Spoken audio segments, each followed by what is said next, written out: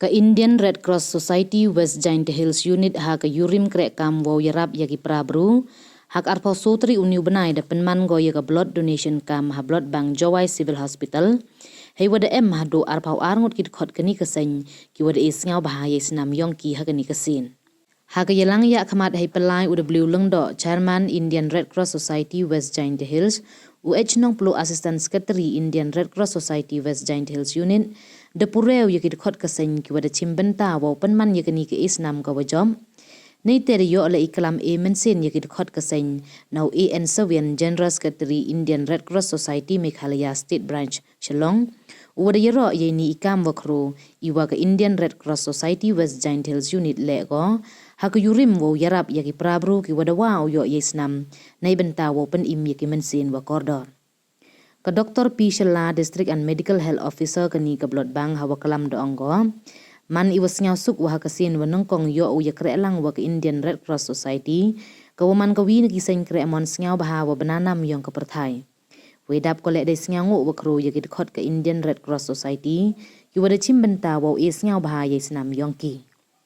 Chocho khana gole yeki benta wa yato we rukom snaam we do ongole snaam to ko wi nakilat kiluti wo Pynman yo bru ne ka bru ki wa chaj wa khlan we de kursu kuntu gole yeki wi de wo ong to uting wo snaam ne uchim benta haki blood donation kam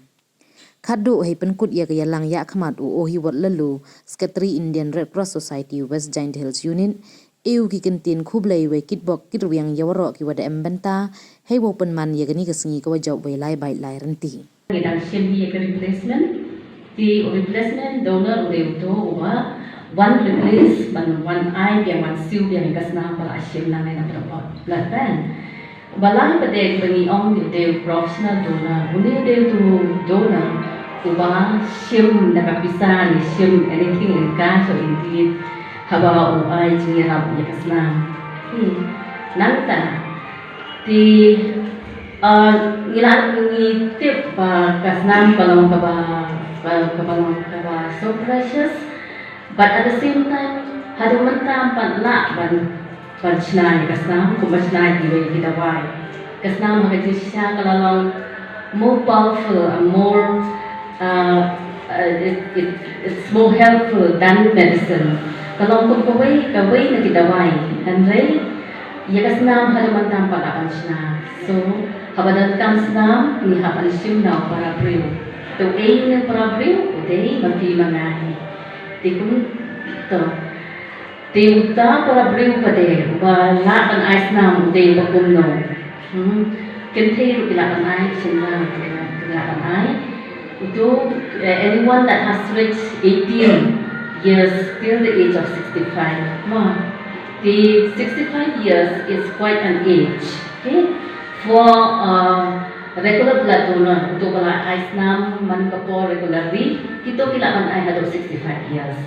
daong pa devang one eye the first time the pimna one eye da plata 65 years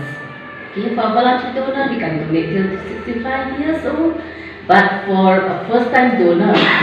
then it's not advisable to donate at the age of 65